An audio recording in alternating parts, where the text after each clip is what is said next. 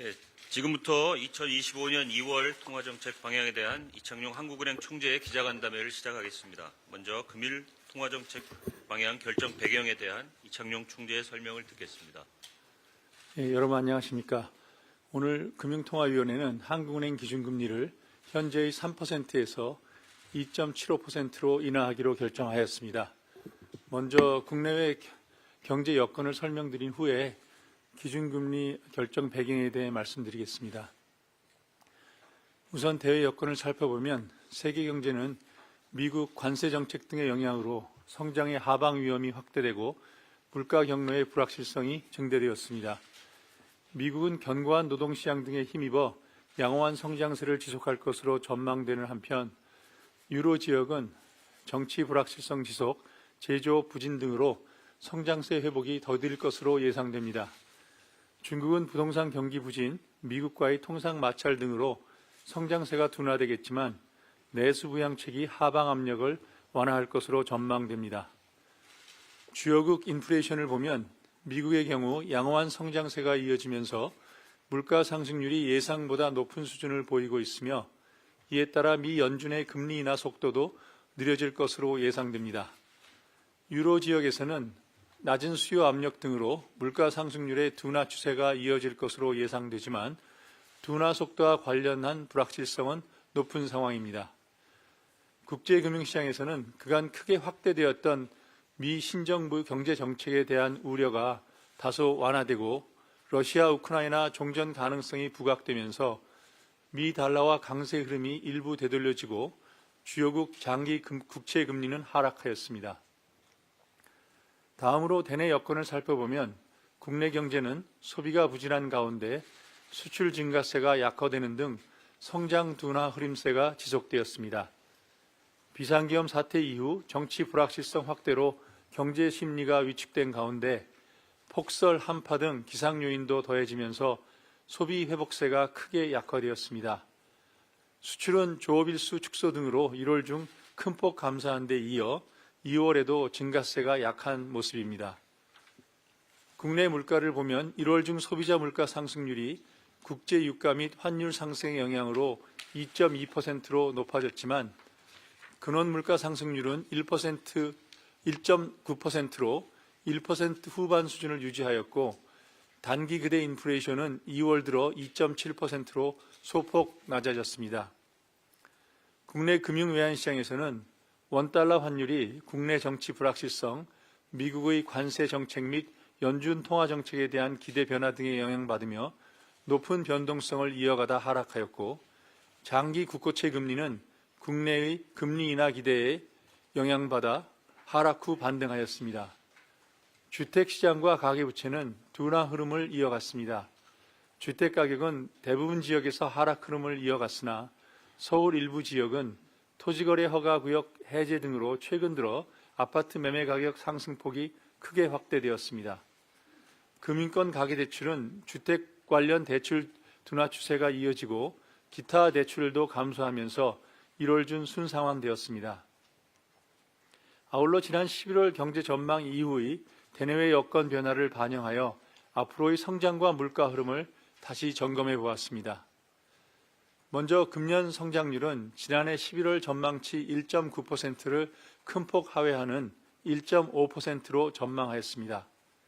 이렇게 성장률이 큰 폭으로 조정될 수 있는 점을 감안하여 지난 1월에 중간 점검을 통해 금년 성장률이 1.6에서 1.7% 정도로 낮아질 전망이라고 미리 말씀드린 바 있습니다. 이번에는 1월 중간 점검보다 성장률 전망치를 더 낮추게 되었는데 이는 1월에는 비상계엄 사태 등 국내 상황이 중요한 요인이었다면 이번 전망에서는 트럼프 대통령 취임 이후 미국 관세 정책 등의 불확실성이 더 커졌기 때문입니다. 구체적으로는 지난 1월 전망에서는 중국에 대한 관세는 2, 4분기 이후, 여타 국가에 대한 관세는 내년 중 부과될 것으로 가정한 바 있었는데 당초 예상보다 관세 부과 시기가 앞당겨지고 관세율도 높아질 가능성이 커짐에 따라 통상 환경의 불확실성을 반영했기 때문입니다.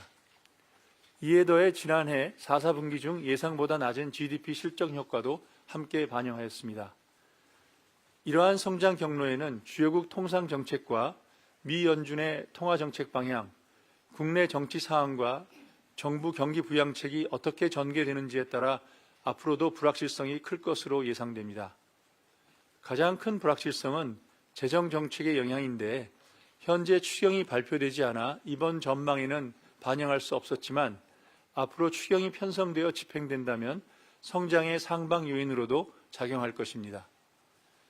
미국 관세의 정책의 경우에도 4월에 발표될 상호 관세와 반도체, 자동차 등 품목별 관세가 어떻게 시행되느냐에 따라서 양방향으로 리스크가 모두 존재하며 미 연준의 금리 인하 속도와 관련한 불확실성도 국내 경기에 영향을 미칠 수 있습니다. 반면에 금년 물가 상승률은 당초 예상에 대체로 부합할 전망입니다. 소비자 물가 상승률은 높아진 환율이 상방 요인으로 작용하겠으나 성장세 둔화에 따른 수요 압력 약화가 이를 상쇄하면서 지난해 11월 전망 수준인 1.9%로 예상되며 근원 물가 상승률은 지난 전망치보다 소폭 낮은 1.8%로 전망됩니다. 향후 물가 경로는 환율 및 국제 유가 움직임, 국내외 경기의 물가 파급 영향, 물가 안정 대책 등에 크게 영향받을 것으로 보이고 오늘 이에 대한 보다 자세한 내용은 오후에 조사국에서 하는 기자회견에서 더 자세히 다뤄질 것으로 예상합니다. 마지막으로 이 같은 대내외 정책 여건을 고려한 기준금리 결정에 대해 말씀드리겠습니다. 오늘 금융통화위원회는 외환시장의 경계검이 여전하지만 물가 상승률 안정세와 가계부채 둔화 흐름이 지속되는 가운데 경기가 크게 악화될 것으로 전망되는 만큼 기준금리를 추가 인하하여 경기 하방 압력을 완화하는 것이 적절하다고 판단하였습니다. 이 결정은 금통위원 전원 일치였습니다. 결정 배경을 좀 더 자세히 설명드리면 무엇보다 금년 중 성장률이 크게 낮아질 것으로 전망됨에 따라 경기 대응을 위해 기준금리를 추가 인하하였습니다. 지난해 말 이후 악화된 소비 심리가 실제 지표 부진으로 이어지고 있고 미국 신정부의 관세 정책도 국내 수출에 부정적 영향을 미치면서 당분간 경기 둔화 흐름이 이어질 것으로 판단됩니다. 물가 안정세와 가계부채 둔화 추세는 지속될 것으로 보았습니다. 물가는 높아진 환율의 영향에 유의할 필요가 있겠지만 수요 압력은 크지 않아 2% 내외의 오름세를 이어갈 것으로 전망되었고 가계부채는 정부의 거시 건전성 정책과 매수 심리 약화의 영향으로 낮은 증가세가 지속될 것으로 판단되지만 금리 하락 기조로 인해 수도권을 중심으로 부동산 가격 상승 기대가 강화되고 가계 대출 증가 규모가 재차 확대될 가능성에 유의할 필요가 있습니다. 반면 환율의 경우에는 지난해 말에는 정치적 불확실성 확대와 달러 강세가 동시에 나타나면서 변동성이 크게 확대되었으나 연초 들어서는 정치적 불확실성이 다소 줄어들고 환율 변동성도 점차 완화되고 있는 것으로 판단됩니다. 다만 미국의 관세 정책, 연준 통화 정책 등과 관련한 불확실성이 있고 이에 영향받아 환율 변동성도 재차 확대될 가능성을 배제할 수 없는 만큼 물가 금융 안정에 미치는 영향에는 계속 유의해야 되는 상황입니다. 앞으로의 통화 정책 운영에 대해 말씀드리면 경기면에서는 기준금리를 추가 조정할 필요가 있다고 보고 있지만 대내외 정책 여건의 불확실성이 큰 만큼 추가 인하 시기와 속도는 새로 입수되는 데이터를 토대로 물가, 성장, 금융 안정 상황을 종합적으로 평가하면서 결정해 나가도록 하겠습니다. 아울러 오늘 금융통화위원회는 어려움을 겪고 있는 취약 중소기업에 대한 지원 강화를 위해 금융중개 지원 대출 금리도 1.5%에서 1.25%로 인하하였음을 말씀드립니다. 이상으로 모두 발언을 마치겠습니다. 경청해 주셔서 감사합니다. 네, 지금부터 질의응답 시간을 갖겠습니다. 질문하실 때는 소속과 성명을 말씀해 주시기 바랍니다. 김 기자님.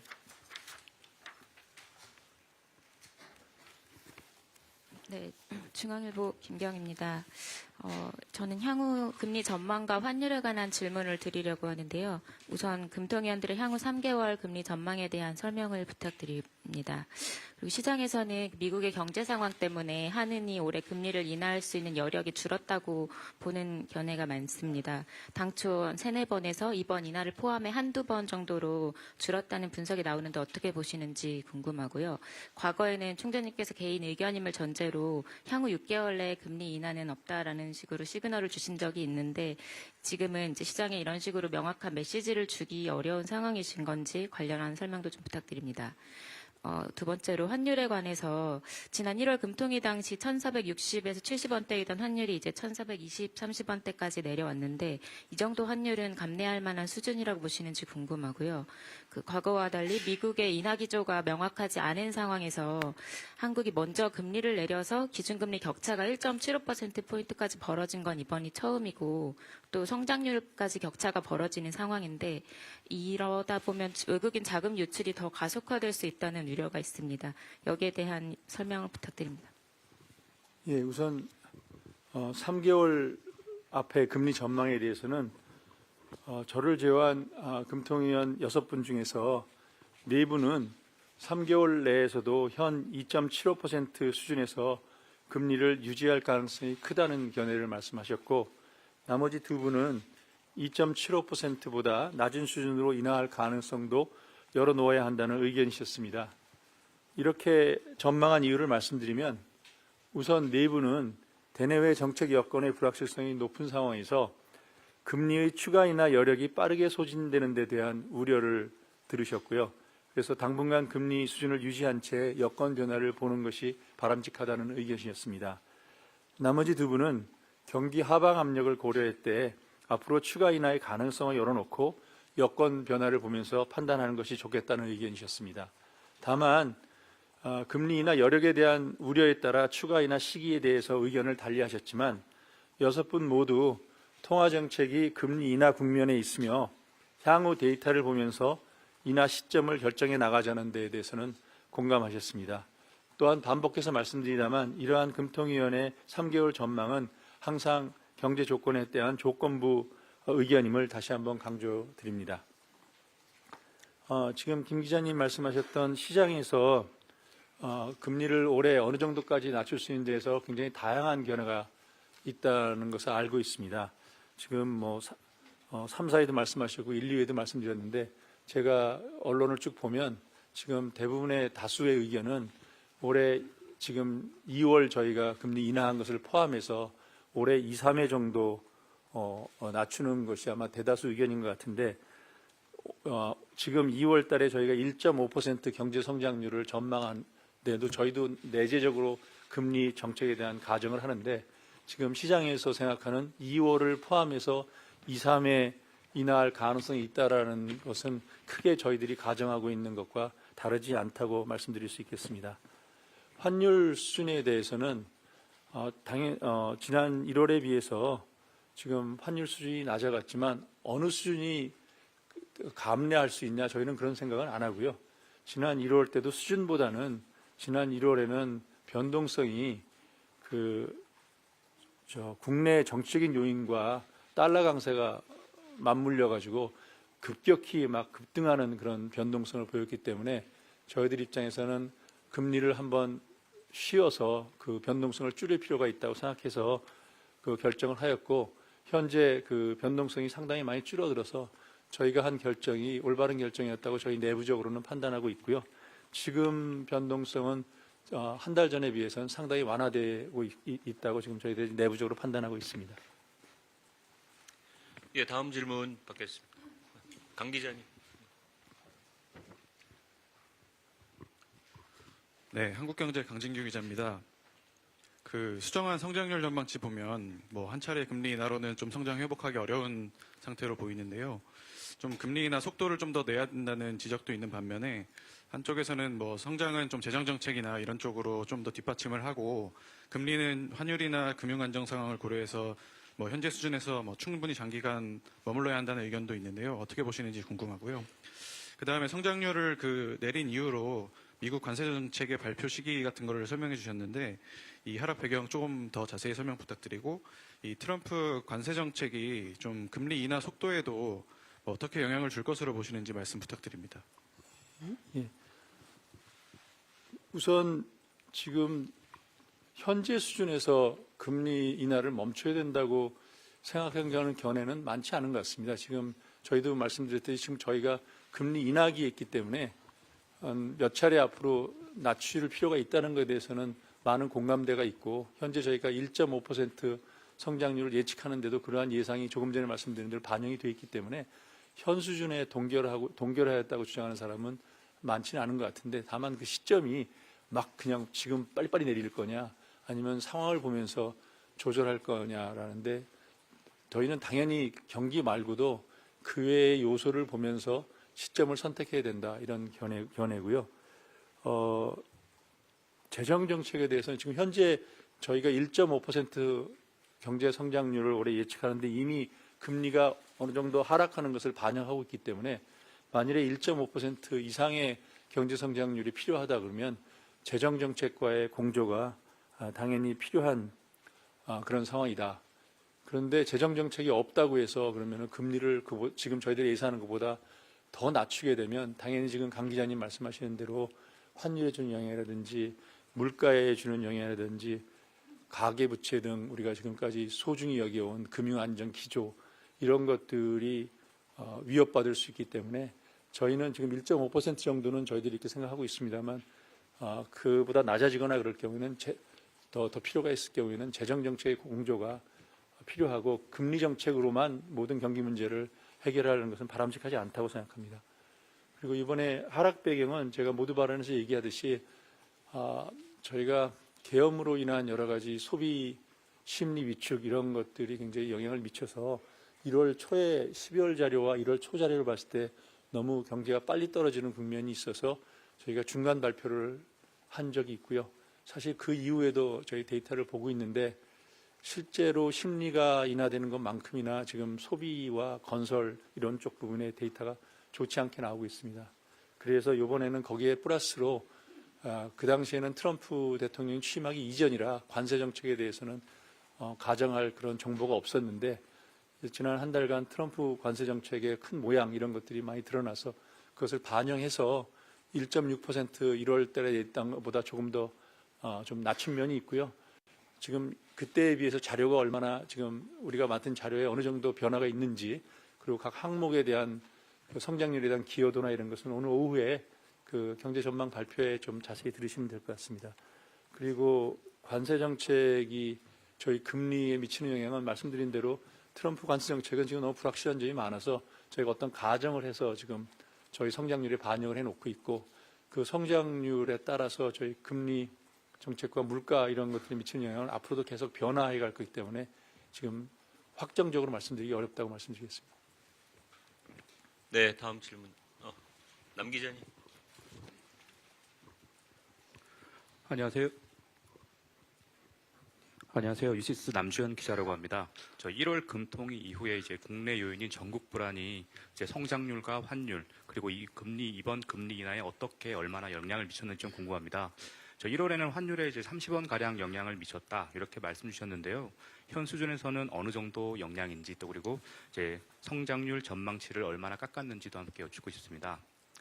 그리고 이제 작년에 금리를 2차례나 낮췄는데요. 아무래도 대출 금리가 떨어지지 않다 보니까 이제 금리 인하가 민간이나 이제 내수 부양 효과가 적다, 이런 시각이 있습니다. 어떻게 보시는지 궁금합니다. 그리고 당장은 추경 발표가 경기 부양에 더 효과적일 것이다, 이런 의견도 나오는데요. 여기에 대한 시각도 궁금합니다. 죄송한데, 그리고 한 가지 더 간단한 질문이 있습니다. 최근에 환율에 대한 질문인데요. 최근 환율에 대해서 한미 금리 차 영향보다는 성장률이나 경기 펀더멘털 차이가 크게 작용한다, 이런 시각이 있습니다. 그래서 금리를 내리면은 이제 당장 환율이 오히려 안정될 수 있다, 이런 주장이 나오는데요. 어떻게 생각하시는지도 궁금합니다. 네, 질문이 많으셔서 지금 말씀하신 거에 저희가 1월 초에 그때 1,470원 환율 올라갔을 때 30원 정도가 계엄이나 정치 불확실성 영향이라고 분석을 해서 발표했는데, 지금 달러 DXY라고 그러죠. 우리 달러 인덱스를 보면 계엄 이후에 한 15% 정도 이렇게 올라가다가 지금 다시 원 상태로 15% 맞나요? 제 생각에 이건 숫자는 확인해야 될 것 같습니다. 그 올라가다가 다시 원상태로 돌아와서 DXY로만 보면은 그 계엄 전 상황으로 지금 달러 강세는 돌아온 지금 상황입니다. 그래서 지금 1,470원이 아니라 1,430원인데 그러면 30원 전체가 그러면은 정치적인 요인이나 계엄 요인이냐 그렇게 분석하기는 어렵고요. 왜냐하면 그 사이에 트럼프 정책에 대한 불확실성도 커졌고 우리 정치적인 불확실성뿐만 아니라 트럼프 정책에 대한 불확실성, 그 다음에 미국 통화 정책이 앞으로 어떻게 될 건지에 대한 그 견해도 많이 바뀌었고 또 내국인의 해외 투자도 1, 2월 달에 급속히 늘었습니다. 그래서 이런 변화가 있어서 이 30원 지금 올라간 부분에 얼마가 이 정책 불확실성에 의한 영향을 분석하기 굉장히 어렵습니다. 저희가 1월 달에 그렇게 예외적으로 할 수 있었던 것은 1월 달에 이런 모든 변수들이 좀 변하지 않는 상황에서 계엄이라는 하나 이벤트가 생겼기 때문에 저희가 그거를 쉽게 계량적으로 아이덴티파이 한다고 하는 계량적으로 식별을 할 수가 있어서 저희가 30원 영향이 있다고 분석적으로 발표를 했는데 지금은 이런 여러 불확실성이 혼재가 되어 있기 때문에 지금 것 중에서 계량적으로 정치적인 요인에 의해서 얼마가 됐냐는 얘기는 저희가 이런 분석을 하는 입장에서는 너무나 이 방법이 어렵기 때문에 확실한 답을 드릴 수 없어서 분석을 하지 않았다 이렇게 말씀드리겠습니다. 그래서 전반적으로는 달러 강세가 계엄전으로 돌아온 상태에서 30원 정도 지금 저희가 높은 거에는 정치적인 불확실성 외에 트럼프 정책, 미국 FOMC의 영향, 국내 투자자들의 해외 투자 이런 것들이 다 복합적으로 작용하고 있다고 보시면 될 것 같습니다. 다음에 대출 금리가 금리를 지난번에 이어서 2번 인하하고 오늘 한 번 인하하게 되고 3번 인하했는데 금리가 시장 금리는 떨어지지 않았냐 이거는 제 생각에 많은 오해가 있으신데요. 지난 10월에 저희가 금리를 낮춘 그 이후로 이렇게 계산을 해보면 크게 떨어지지 않았다 이렇게 말씀하시는데 사실은 작년 5월 이후에 미국이 금리를 인하를 할 것으로 예상이 시작됐고 한국도 금리 인하를 곧 시작할 거다. 이런 견해가 집중되면서 저희 금리 인하를 이미 기대했기 때문에 5월 이후로 상당히 많이 떨어졌습니다. 그래서 시점을 5월 기준으로 이렇게 보시면 상당한 정도 시장 금리가 하락했다. 그렇기 때문에 금리 인하의 효과는 진행 중이다. 이렇게 저희는 판단하고 있고 과거에도 금리 인하를 시작하기 전에 이미 시장에서 선반영해서 몇 달 전부터 떨어지기 때문에 막상 금리를 인하한 뒤로는 큰 변화가 없는 그런 모습을 많이 보이고 있어서 금리 인하 효과가 없다고 얘기하는 건 좀 과장된 보도이고요. 특히 가상금리에 관해서도 얘기가 많은데 가상금리도 여러분 보시면 신규 대출 나간 거의 가상금리는 좀 떨어지다가 특히 저희가 부동산 가격이 많이 증가하면서 8, 9월 이후로 거시건전성 규제를 하면서 신규 대출에 대한 가상금리가 떨어지지 않았습니다. 반면에 보면 신규 대출이 아니라 이렇게 기존 대출까지 다 합한 그 가상금리를 보면 떨어졌고요. 현재도 역사적 그 가상금리 수준보다 낮은 수준이고요. 다만 우리가 부동산 규제나 이런 것 때문에 신규 대출에 대해서는 좀 강하게 규제를 해서 가상금리가 덜 떨어진 면이나 약간 올라간 면이 있는데 그 부분은 며칠 전에 금융위원장이 말씀하신 대로 이제 매크로 프루덴셜이 좀 자리 잡아서 부동산 가계대출이 좀 자리 잡고 있기 때문에 그 부분을 정상화하는 과정에서는 신규 대출에 대한 가상금리도 떨어지지 않을까 저희가 기대하고 있습니다. 그리고 추경의 역할은 지금 계속해서 지금 저희 성장률에는 반영이 안 돼 있어서 추경이 얼마 되느냐에 따라서 추경의 성장에 미치는 효과는 새로 반영하는 우리가 성장 가능성을 올릴 수 있는 가능성이 지금 남아 있고요. 다음에 최근에 들어서 금리를 오히려 낮추면 성장이 높아지면 오히려 환율은 더 내려가지 않을까라는 견해가 있다는 것도 보도를 통해서 봤는데 제 입장에서는 저희가 이론적으로 내외 금리 차 또 예를 들어서 금리가 우리가 내린다고 해서 환율이 반드시 막 내외 금리 차가 확대해서 절하되는 건 아니다라는 거에 대해서는 이론적으로 많은 견해가 있어서 그거는 저희들이 받아보면서 고려하고 있습니다만 금리를 낮추면 환율이 막 절하되고 모든 일이 해결되고 막 좋아져서 성장도 일어나고 환율도 절상되고 막 이런 쪽으로 간다라는 그런 우리나라의 특이한 점에 의해서 한 견해는 하나의 주장으로 저희가 듣고 있는데 저는 경제정책하는 입장에서는 그렇게 우리나라만은 특이한 경우다라고 하는 정책을 믿고 하기보다는 국제적으로 받아들이고 검증된 이론에 따라서 정책을 하는 것이 바람직하지 않나 하는 것으로 말씀 대신하겠습니다. 네, 감사합니다. 다음 질문 받겠습니다. 장 기자님. 데일리 장혜원 기자입니다. 방금 마지막으로 답변 주신 거랑 조금 연결되는 질문일 수도 있는데요. 지난해 11월 저희 기자간담회 때 총재님께서 기준금리 25bp 인하 시 성장률 0.07%포인트 상승 효과가 있다고 말씀해 주신 적이 있는데요. 이는 현 상황에서도 좀 변함이 없을지 궁금하고, 그리고 또 최근 공개된 1월 의사록에서도 보면은 이제 그 두 차례 금리 인하 효과를 점검한다라는 부분이 있었는데요. 여기에 관해서 어떻게 판단하시는지도 설명 좀 부탁드리고요. 그리고 앞으로 통화정책 결정에서 가장 큰 변수가 무엇일지도 궁금합니다. 그러니까 지금 오늘의 금리 결정 같은 경우에는 아무래도 경기 부양에 방점이 찍힌 것으로 보이는데 부작용에 대한 우려사항은 혹시 없었는지, 그러니까 금리 인하에 따른 부작용에 대한 우려사항은 없었을지, 특히 부진한 내수 경기가 살아나면서 가계부채 증가폭이 다시 확대된다거나 하는 부분에 대해서는 좀 어떻게 생각하시는지 궁금하고요. 마지막으로 물가 상승률 전망치는 이번에 그냥 유지가 됐는데요.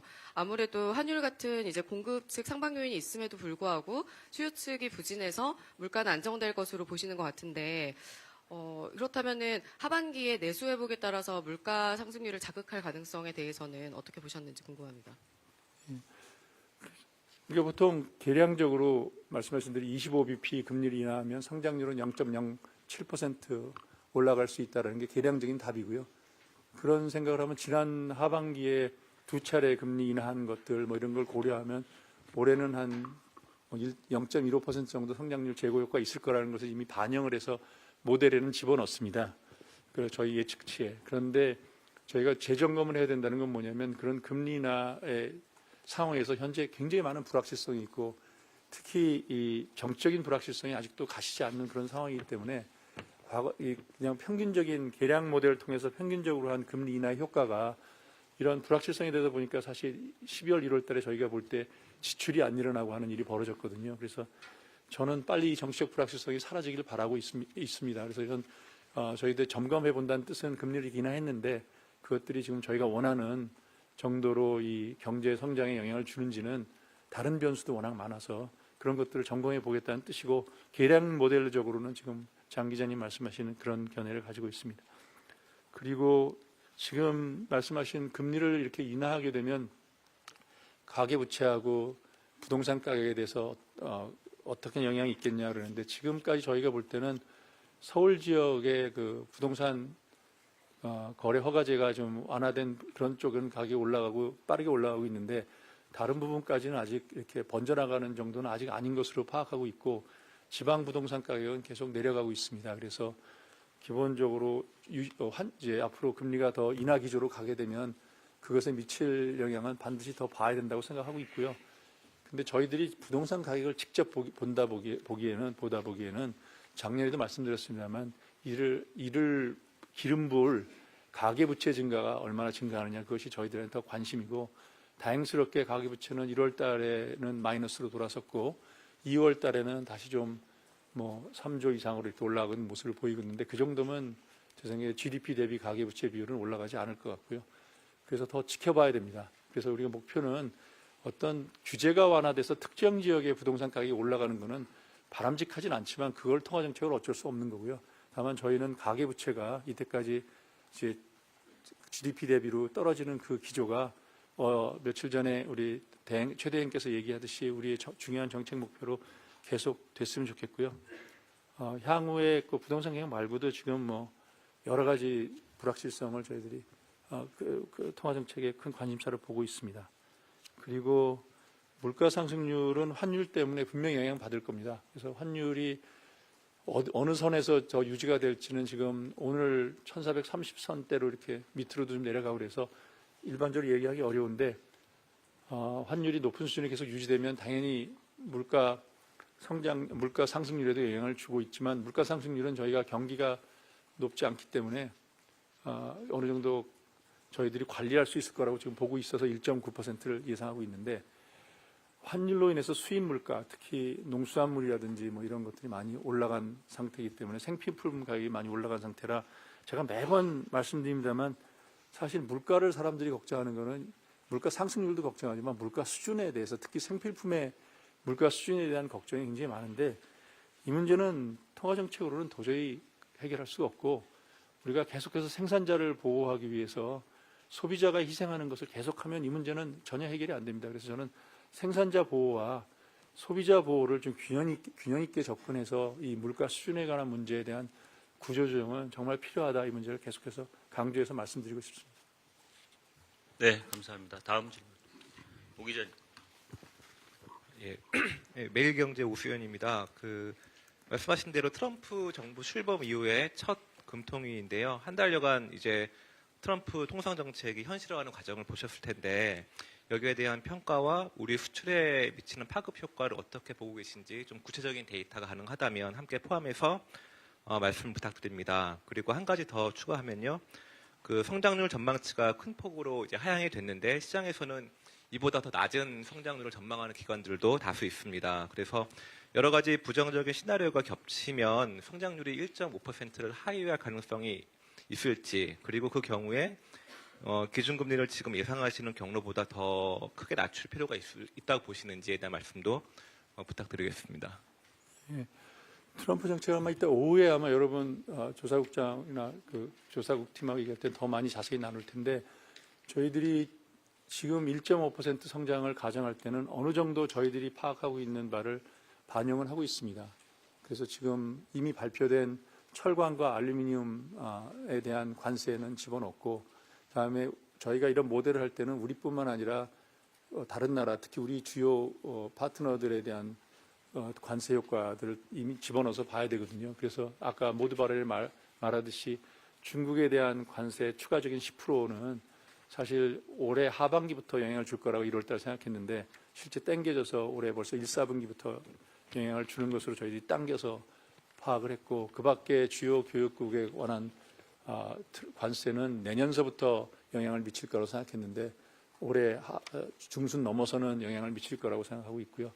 특히 저희들이 관심 갖고 있는 건 우리나라에 더 큰 영향을 미칠 것은 상호관세보다 이제 반도체, 자동차, 철강, 의약품 이런 거에 대한 관세가 25% 이렇게 반영되면 어떻게 될 거냐. 그래서 그게 아직 발표는 안 돼 있고 또 시행해도 그게 금방 시행될지 어느 정도 유예 기간을 주고 시행할지 이걸 모르기 때문에 우리가 거기에 대한 관세는 확률적으로 일부 반영을 해서 저희들이 성장률에 반영해 놨습니다. 그래서 더 자세한 내용은 이따 오후에 더 자세히 물어보시면 될 것 같고요. 그러다 보니까 지금 성장률 1.5%가 너무 이것도 낙관적인 거 아니냐. 어느 정도 더 밑에 예측하는 기관도 있지 않냐 그러는데 저는 지금 1.5%는 상당히 뉴트럴한 성장률이라고 생각합니다. 왜냐하면 해외 IB의 1.5보다 낮은 데를 예측한 데를 읽어보면 관세 효과 이런 것들이 금방 집행된다고 트럼프 4월 2일부터 막 집행된다고 그러는데 만일에 4월 2일에 철강 반도체 이런 것이 발표되더라도 이 미국의 생산 시설을 운영할 때까지 적어도 한 몇 개월은 니고시에이션 해보겠다 이런 얘기가 나오면 그게 늦춰질 수도 있는 거고요. 그래서 여러 가정에 따라서 저희보다 낮게 보는 거는 더 비관적으로 그 영향을 보면 낮게 볼 수도 있는 거고 또 제가 말씀드렸듯이 우리 재정도 추경이 지금 금방 안 되더라도 몇 개월 내에 돼서 발표가 되면 그것이 또 상방 요인으로 작용할 수도 있고 트럼프 요인도 상하방 다 위험이 있고 그래서 저는 지금 이 시점에서는 저 1.5%에 비교해서 상방 요인도 있고 하방 요인도 있다 이렇게 말씀드려서 불확실성이 크다라고 말씀드리는데 제가 말씀 나온 김에 이게 연율 1.5%에 대해서는 이렇게 상방 하방 이렇게 제가 얘기할 수 있는데 실제로 더 큰 거는 쿼터리 자료입니다. 사실 그래서 이번에 저희들이 이제 쿼터리 자료를 발표했는데 이런 정책적 불확실성의 타이밍에 따라서 연율로는 변화가 없더라도 쿼터 변화는 굉장히 크게 변화합니다. 예를 들어서 제가 추경을 언제 시작할 거라고 가정하냐에 따라서 지금 1, 4분기, 2, 4분기 숫자가 확 달라질 수 있습니다. 빨리 시작하면 1, 4분기, 2, 4분기가 높아질 거고 늦게 시작하면은 더 뒤로 늦출 것이고 트럼프 정책도 관세를 부과할 때 언제 부과가 되냐에 따라서 연 전체로는 변화가 없더라도 쿼터리로는 이 변화가 확 많이 변할 수 있거든요. 그래서 제가 다시 한번 부탁드리는데 저희가 쿼터리 데이터 발표하면 또 틀렸네. 그다음에 이렇게 변화가 많네. 막 가진 제가 뭐라고 말씀드리겠습니다만 비난이 많은데 이 연율 자료 얘기하는 거하고 쿼터리 자료 얘기하는 건 이런 정책 변화에 따라서 숫자가 크게 변할 수 있으니까 여러분이 저희들이 말하는 가정을 보고 그런 면에서 쿼터리 자료가 어떻게 변하는지에 대해서 저희도 정확하게 하려고 최선의 노력을 하겠습니다만 지금 이런 불확실성이 연율에 미치는 영향보다는 쿼터리 자료에 미치는 영향이 훨씬 더 크다라는 걸 좀 이해를 해주시고 보시면 좋겠습니다. 다음에 만일에 성장률이 더 떨어지면 금리를 더 하락시켜야 되는 거 아니냐. 근데 아까도 얘기했다시피 지금 우리 성장률 예상에는 이미 몇 차례의 시장과 같은 정도의 금리가 인하하는 국면에 있음을 반영하고 있고요. 그보다 더 떨어졌을 경우는 물론 성장률에 따라 저희들이 판단할 겁니다. 그게 이제 매번 나오시는 질문인 중립금리보다 밑으로 갔다 올라올 거냐 이런 문제와도 관련돼 있고 다만 그렇게 더 낮추게 되면 아까도 얘기한 저희들이 생각하는 다른 여러 가지 변수, 환율에 미치는 영향이라든지 주택가격, 그다음에 가계부채 이런 금융시장에 주는 영향이 있기 때문에 저희들 입장에서는 경기가 나빠졌다고 해서 통화정책에만 그 부담을 다 맡기면 여러 가지 다른 부작용이 커질 수 있다. 그렇기 때문에 재정과의 공조가 굉장히 필요한 상황이다. 이런 말씀드립니다. 예, 감사합니다. 다음 질문. 이 기자님. 네, 연합인포맥스 이규성 기자입니다. 추경 관련 질문 먼저 드리겠습니다. 지난 통방에서 20조 원 정도 언급 주셨는데 이 정도 규모 초과하는 추경이 실행된다면 통화정책의 경기부양 역할이 조정될 수 있을지 여쭤봅니다. 구체적으로 대규모 추경이 실행되면 금리나 경로나 속도에 영향을 미칠 가능성이 어느 정도인지 여쭤보고요. 두 번째는 금리나 효과 관련 질문 드리겠습니다. 금리 인상기에 우리나라가 미국보다 정책 효과가 더 크게 나타났다고 하셨는데 현재 인하기에도 같은 맥락이 적용되는지 궁금합니다. 오늘까지 75bp를 내렸는데 미국의 100bp 인하보다 더 큰 경기부양 효과를 가져올 수 있다고 보시는지 여쭤봅니다. 추경 규모는 저희가 현재 1.5% 정도 성장을 예측할 때 저희는 한 15조에서 20조 정도를 하게 되면 성장률을 0.02% 정도 올리는 효과가 있다고 생각해서 뭐 단순하게 계산하면은 0.5가 0.7 정도 되는 효과, 1.5가 1.7 정도 되는 효과가 있다고 저희가 생각하고요. 저는 그 이상의 규모로 하는 건 여러 가지 부작용이 더 크다라는 생각을 하는데 가장 큰 이유는 기본적으로 이런 추경이나 이런 것은 단기적으로 우리가 경제성장률이 떨어졌을 때 이것을 좀 보완하는 역할이지 이렇게 진통제를 가지고 다시 훨훨 날게 옛날 같이 막 뛰게 만드는 그런 효과를 하는 것은 그 다음에 많은 부작용을 일으킨다고 생각합니다. 그래서 추경 규모도 중요하고 또 어떤 데 하나 내용도 중요하고 그래서 추경은 기본적으로 일시적으로 고통을 좀 완화하는 역할. 그래서 그렇지만 우리가 재정 건전성이나 이런 거를 고려할 때 이게 항구적으로 이게 남아있지 않도록 하는 그런 쓰는 거 이런 것들 굉장히 중요한 원인이다. 또 하나는 계속 말씀드린다면 재정 정책으로 이렇게 경기를 부양시키는 효과는 재정은 올해 늘어나면 내년에는 그보다 더 늘어나지 않으면은 그 재정 지출 늘어나는 거가 줄어들면 그것이 마이너스 효과로 작동합니다. 그러면 올해는 막 성장률을 올려서 좋아 보이지만 많이 하면 그 다음 내년에는 그보다 더 많이 하기 전에는 그 성장률이 떨어지는 효과가 있고 더 많이 하려면 우리나라의 장기 재정 건전성에 영향도 있고 그래서 사실 성장률을 조금 올려서 좀 기본적으로 고통을 완화시키는 효과는 있지만 근본적으로 우리 성장률이 낮아진 원인은 구조적인 문을 해결하고 단기적으로는 어렵더라도 이런 구조적을 통해서 해결한다는 그런 철학을 가지고 추경을 하기를 바라고 그런 면에서 저는 20조 이상 규모로 안 했으면 좋겠다라는 게 제 생각입니다. 그다음에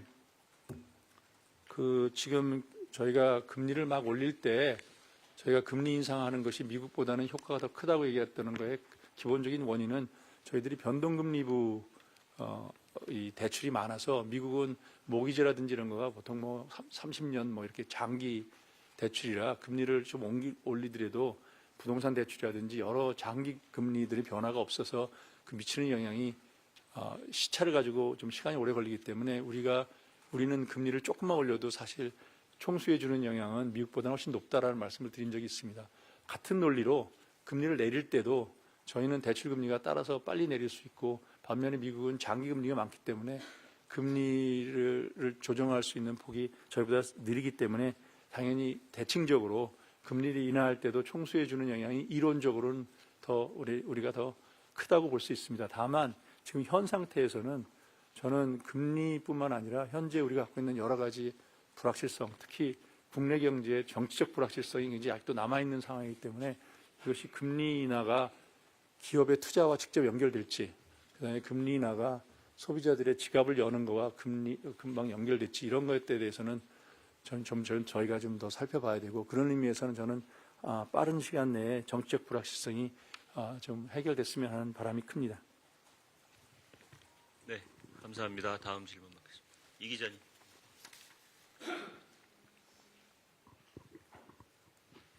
네, 통화일보 이동훈입니다. 그 추경 관련해서 조금만 더 여쭤보면은 그 올해 성장률 이제 부양을 위해서 이제 필요하다고 말씀하셨는데 아까 전에 말씀하셨듯이 내년하고 내후년도 역시 국내 성장률이 안 좋을 수 있다. 1.8% 일단 예상을 하셨고, 또 문제는 아무튼 1.5에서 올해 하더라도 내년도 2% 잠재 성장률을 뛰어넘을 수 없다는 게 어떻게 보면 반등의 포인트를 못 준다는 게 더 큰 걱정이라고 하는데, 그 내년 내후년 이제 경제 성장률 방어에 대한 전략은 또 어떻게 좀 짜야 되고, 그리고 이제 총재께서 항상 말씀하신 구조개혁 같은 경우에는 장기적 대응 과제인데 단기 처방에 어떤 것들이 있을지 좀 여쭤봅니다. 그리고 한 가지는 이 부동산 PF 관련해서 이제 어떻게 보면 금리 인하를 기대하고 국면에서 해결될 거다라고 생각했지만 어쨌든 기준금리 인하 사이클이지만 미국이 당분간 금리 인하하지 않겠다. 그리고 한은도 뭐 인하 사이클이긴 하지만 조금 당분간 지켜보겠다라고 해서 시장 금리가 여전히 높게 형성돼 있고, 내수 부진 유지되면 이제 국내 부동산 시장도 안 좋을 거라고 예상을 하는데, 지금 현재 부동산 PF 시장이 묶여 있는 돈이 200조인데 뭐 추경할 만큼 자금이 필요하다면 부동산 PF 시장에 묶여 있는 자금을 좀 순환을 시켜야 좀 경기 부양이나 여러 가지로 좀 효과적일 것 같은데, 뭐 F4 회의나 이런 데서 그 부동산 PF 문제를 빨리 해결할 수 있는 방안 논의하시는 거 이런 거에 대해서 어떻게 생각하시냐 여쭙습니다. 우선 지금 말씀하신 여러 많은 문제가 내년도 성장률 저희가 1.8%로 예상하고 있잖아요. 그러면 1.8%가 굉장히 낮다. 그리고 내수도 부진하고 좀 고통스럽다. 그러니까 우리가 좀 경기를 더 내년에도 내년 내후년에도 더 진작시켜야 되는 거 아니냐라는 그런 인식이 지금 기본적으로 있으신 거죠. 지금 기본적으로 동아일보의 이동훈 기자님. 저는 이 견해가 우리나라에 굉장히 많이 펴져 있는 견해라고 생각하는데, 저는 개인적으로 내년도 1.8% 성장률은 저희 그 잠재 성장률을 발표했지만, 저는 내년도 1.8%면 받아들이고 괜찮은 성장률이라고 생각할 것 같은데요. 왜 그러냐면 저희가 저희 잠재 성장률을 볼 때도 25년부터 한 3년 호라이즌으로는 1.8%라고 저희가 말씀드렸고, 전 세계적으로 경기가 지금 트럼프 관세 정책 이런 것 때문에 수출도 어렵고 전세적으로 낮은데, 우리가 잠재 성장률보다 더 크게 우리 혼자서 막 발전할 수 있을 거라고, 성장할 수 있을 거라고 생각하지 않습니다. 그래서 저는 기본적으로 이게 큰 문제인데, 제가 계속 말씀드리는 듯이 우리는 과거에 고도 성장에 너무 익숙해 있어서 1.8% 그러면 크라이시스다, 그다음에 막 너무 힘들다, 막 이게 너무 퍼져 있는데, 저는 우리의 지금 실력이 구조조정을 그동안 안 해왔기 때문에, 그리고 기존 산업에만 의존하고 있었는데, 그 기존 산업은 지금 중국이라든지 이런 데서 큰 많은 경쟁을 갖고 있기 때문에 새로운 성장 동력이 되는 산업을 키우지 않고, 지금 고령화되고 있는 사회에서 해외 노동자도 안 데려오고 노동력은 계속 떨어들고 기존 산업은 경쟁이 힘들고, 이럴 때 우리가 1.8% 이상의 성장을 해야 된다고 생각을 하면 할 수 있는 게 재정 동원하고 금리 낮추고 그렇게 하는데, 그렇게 되면은 가계부채 올라가고 부동산 가격 올라가고 재정도 이상해지고 나라 전체가 더 어려워질 것 같은데, 그래서 저는 내년도 성장률 1.8%가 되면 받아들여야 된다고 생각합니다. 그리고 그것이 우리 실력이라 생각하고, 그것보다 더 높은 성장을 하려면 구조조정을 해라. 좀 단기적으로 어렵더라도 그걸 해야 된다는 게 계속해서 드리는 메시지고요. 만일에 내년도가 오히려 저희 걱정하는 것은 1.8%가 안 되면 어떻게 되느냐, 더 뭐 관세 정책이라 이럴 때 우리 잠재 성장률이 1.8 이렇게 갈 텐데, 그것보다 더 떨어지면 어떻게 되냐. 그때는 당연히 우리가 이제 추가적인 부양책을 고려하면 금리 정책도 다시 한번 고민해 봐야 될 테고, 재정 정책도 고민해 봐야 될 거고 하는데, 그럴 때도 이게 다 가계부채 문제 이런 여러 가지 문제 고민하면서 정책을 해야 된다, 이런 생각을 해서 좀 약간 공격적으로 답을 드렸지만, 저는 내년도 1.8%가 굉장히 어려운 상황이고 막 어렵기 때문에 굉장히 많은 수단을 동원해서 이걸 더 올려야 된다는 것에 대해서는 기본적으로 동의하지 않습니다. 그리고 부동산 PF에 관해서는 지금 최근에 일부 중견기업도 파산을 기업회생 신청을 했다는 뉴스도 나고, 이거 어려운 거 아니고 자금이 묶여 있는 거 아닌가? 자금이 묶여 있습니다. 왜 그러냐면 과거에 우리가 새 산업을 개발하기보다는 부동산에다 투자하는 게 제일 안전하다고 거기다가 대출해 주는 게 좋아서 은행도 대출 많이 해줘서 지난 몇 년간 계속해서 우리나라에 많은 자금이 다 부동산에 가 있고 거기에 위험 생각하지 않고 많이 투자해 놓은 것을 지금 조정하고 있는 국면입니다.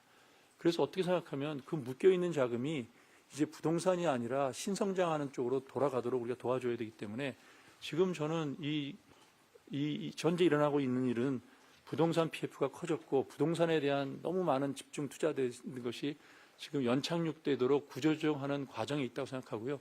최근 언급되고 있는 기업회생 신청한 기업 같은 경우도 이 부동산 PF 구조조정 계획 안에 들어가 있고 한 1년 전부터 관리 종목으로 들어가 있고 그래서 이런 부동산에 어려운 기업들이 지방에 물론 많이 있지만 파산할 기업은 파산하고 또 파산하지 않을 기업은 자신들이 가지고 있는 부동산 PF를 기본적으로 땅을 싼 가격에 팔고 그 싼 가격에 판 거를 가지고 또 이제 다른 사람이 사업을 하게 되고 뭐 이런 구조조정 없이 이 문제가 해결 안 되니까 뭐 건설업을 다 살려서 이 문제를 해결하자 그러면 경기막 하면서 건설업 살려야 경기겠다. 다른 한편으로는 다 살릴 수도 없지만 그것이 과거의 잘못을 반복하는 면이 있기 때문에 저는 부동산 연착륙에 관해서는 확고한 그 의지를 가지고 부동산 연착륙을 통해서 이런 기업들이 어려운 기업들이 순차적으로 연착륙으로 조정되는 구조조정이 되는 과정 그런 것들을 빨리 해결해서 아까도 얘기했지만 기업을 살릴 것이 아니라 그 산업이 보상되게 되고 그것이 안정되게 만드는 걸 해야 되고요. 그런 면에서는 추경의 일부를 어떤 면에서 부동산 PF에 구조조정하는데 이런 어떤 기업들이 구조조정에서 나가거나 자기들이 가지고 있는 땅들이나 이런 것을 싼 값에 판다 그러면 그것을 사준다든지 뭐 이런 쪽으로 구조조정에 쓰는 것, 이런 구조조정이 정책에 사용되는 것 이런 것들은 굉장히 바람직하다고 생각합니다. 예, 감사합니다. 방금 총재님께서 말씀하신 잠재 성장률 관련해서 지난 작년 하반기에 저희가 발표한 페이퍼에 기반해서 말씀하신 걸로 알고 있는데 그때 제 기억이 맞다면 24년에서 26년은 2% 정도로 저희가 봤고 25년에서 30년에 한 30년, 평균을 28년이네요. 1.8 정도로 봤다. 그러니까 제가 25년부터 28년 죄송합니다. 3년을 봤는데 5년이네요. 5년 평균이 1.8 봤습니다. 네, 다음 질문 받겠습니다. 박 기자님.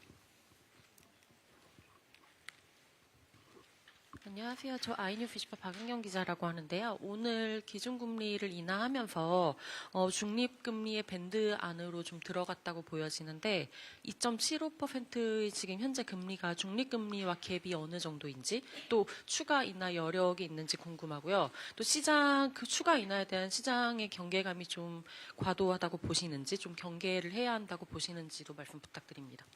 예, 그 중립금리는 매번 말씀드린 어떤 모형이냐에 따라 다른데 저희들이 지금 2.75 정도면은 가지고 있는 중립금리 모델의 상단에 있거나 아니면 모델에 따라서 약간 상단보다 위쪽에 있거나 그 정도로 보고 있고요. 아직 중립금리의 중간 정도 수준은 아니라고 보고 있고 계속 말씀드린다면 지금 수준보다 저희가 금리 인하기에 있다고 말씀드렸습니다. 인하기에 있는데 얼마나 빨리 인하할지 얼마 인하할지는 저희들이 보고 판단하겠다고 말씀드렸고 그래서 추가 인하에 대해서는 지금 시장에서 대부분이 근본 이 인하를 포함해서 두세 번 정도 하고 있다라고 하면 지금 저희들의 기대하고는 뭐 크게 다르진 않지만 그 시점이 뭐 예를 들어서 상반기 내에 한 번 더 한다. 아니면 뭐 이런 거는 저희들이 그 타이밍은 저희들이 여러 가지 상황을 보고 결정하겠습니다. 그래서 저는 제일 제가 뭐 이런 얘기하면 또 디펜스가 하지만 제일 억울해하는 건 뭐냐면 저희가 계속 금리 인하 기조에 있다 그러는데 한국은행이 실기를 했다, 금리를 인하 안 한다, 막 이런 쪽으로 보도가 되는 건 금리 인하기 했다 얘기 드리고 저희는 그 시기를 결정할 때 작년 8월에는 가계부채 때문에 한 달 정도 늦췄고 한두 달 늦췄고 이번 1월에는 기본적으로 환율 때문에 한 달 정도 늦췄는데 사후적으로 결과를 봤을 때는 가계부채나 잡는 데도 큰 도움을 줬고 지금 환율 변동성도 저희가 그 타이밍을 벗어났다고 해서 이렇게 인하 기조를 유지하면서 그 저희가 잘 조정하고 있으니까 좀 맡겨주시고 자꾸 실기했다는 얘기 하지 마시고 더 잘할 수 있으면 그 다음에 한국은행 총재 되신 다음에 하시면 좋을 것 같습니다. 네. 다음 질문 받겠습니다. 말 잘못했나요? 네. 제 기자.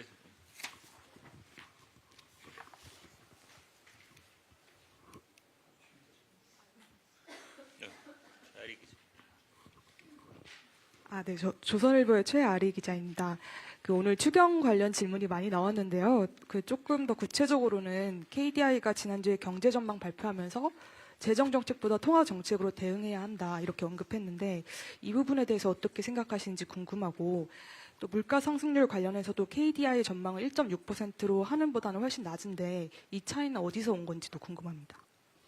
예, 우선 KDI와 통화 정책에 관해서는 제 생각에는 크게 다르지 않은 것 같아요. 예전에도 그랬고 지금도 그렇고 KDI 리포트 봐도 발표하신 걸 보면 앞으로 통화 금리를 뭐 두세 차례 더 낮춰야 된다 그러는데 저희도 이미 저희 예상치에 그걸 반영돼 있고 다만 그 표현이 아까도 얘기했듯이 당장 낮춰야 된다 그러면 저희들은 경기뿐만 아니라 다른 변수도 보기 때문에 앞으로 두세 차례 그걸 반영하고 있지만 그 낮추는 시기만큼은 우리가 그 여러 가지 변수를 보면서 정하니까 그건 시기는 우리가 정하는 거다 이런 말씀을 드릴 수 있고 그러면서 통화 정책에 관해서는 큰 차이가 없는데 이번에 제가 KDI 발표에서 놀란 것은 경기가 굉장히 어렵다는 얘기를 계속 해와서 그래서 금리를 낮춰야 된다고 생각하고 있고 KDI 전망이나 우리 전망이나 금리 인하는 이미 반영돼 있을 텐데 추경이 필요 없다고 얘기하는 부분은 좀 의아하게 생각했습니다. 그건 KDI가 왜 그렇게 생각하는지 경기 때문에 계속 얘기했을 때 이미 금리는 이 정도 반영됐는데 왜 필요 없다고 해야 되지는 KDI가 답을 해야 될 것 같고요. 물가에 대한 예상도 저희 내부 많은 토론했는데 저희는 지금 1.9%를 보는 게 환율 요인은 상방 요인이고 경기 요인은 하방 요인이고 그래서 이게 좀 상쇄돼서 저희는 한 1.9로 유지될 것으로 보고 있는데 1.6%를 가정하고 있는 것은 어떤 요인 때문인지는 KDI한테 물어보시면 좋을 것 같고요. 가장 큰 거는 아마 이런 전망이 서로 누가 맞느냐 이런 생각할 때 변수 중에 가장 큰 건 유가가 앞으로 어떻게 될 거냐 그리고 환율이 어떻게 될 거냐에 따라 굉장히 달려있을 텐데 그거는 제가 지금 누구 전망이 맞을 거냐는 얘기하기 어려운 거가 유가와 환율은 예측하기 굉장히 어렵기 때문에 그것은 좀 두고 봐야 될 것 같습니다. 예, 시간이 많이 지났습니다. 몇 분만 더 받겠습니다. 예, 최 기자님.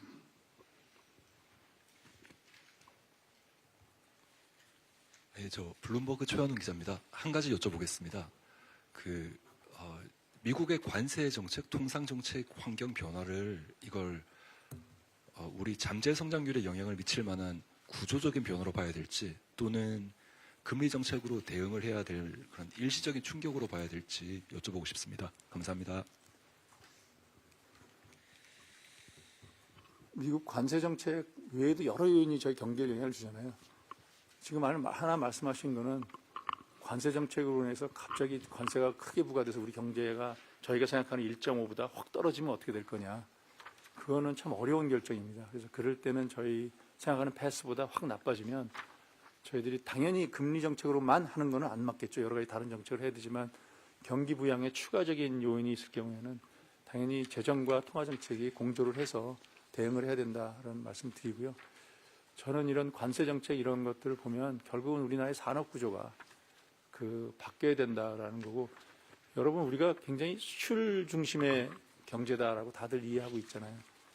수출 중심의 경제이기 때문에 이런 요인에 굉장히 큰 영향을 받고 수출로 인해서 생기는 여러 가지 외부 효과가 큰 건 사실인데 사실 지난 한 10년 동안 여러분 한번 집에 가서 스타트해 보시면 우리나라 성장률에서 순수출이 수출과 수입을 뺀 순수출이 기여하는 부분을 한번 보시면 지난 몇 년만 보더라도 작년에 우리가 막 반도체 많이 팔 때 작년에 저희가 2% 성장할 때 그때 수출에 주는 영향을 빼고 나머지 기간에 올해 저희 예측도 그렇고 순수출이 우리 경제에 주는 영향을 보면 지난 3, 4년에는 거의 0%였고요.